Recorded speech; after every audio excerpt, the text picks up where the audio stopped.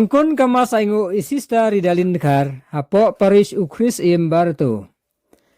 Hakalai tarik orampang arajar apunreu isista ridalin dekar harengkat kibahayi ngasem jong i kilayo ban penlong ya kamas aingu hapo parish barto.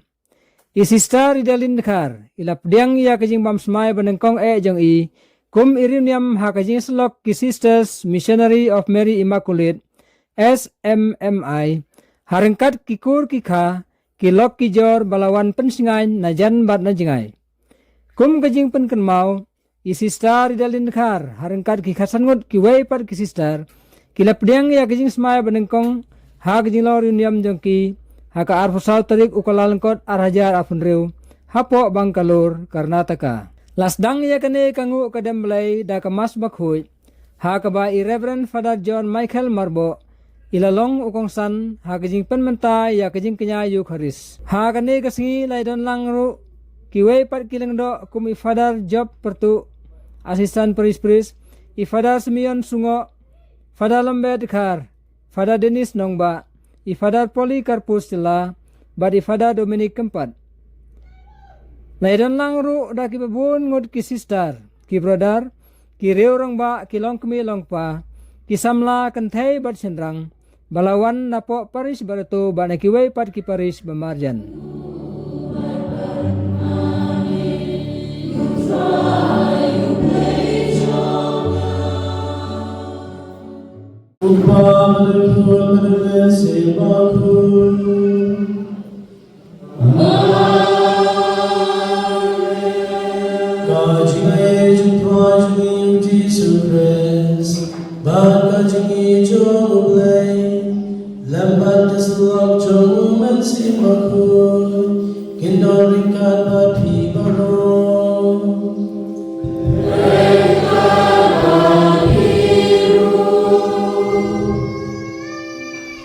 Ringkat bat i sisa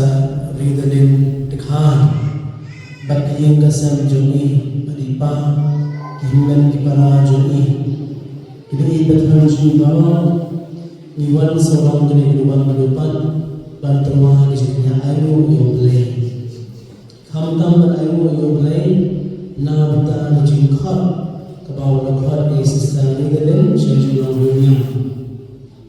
kajing khot ke saitam kajing khot ke kerpal tam ke ba ulal khot ini kibriu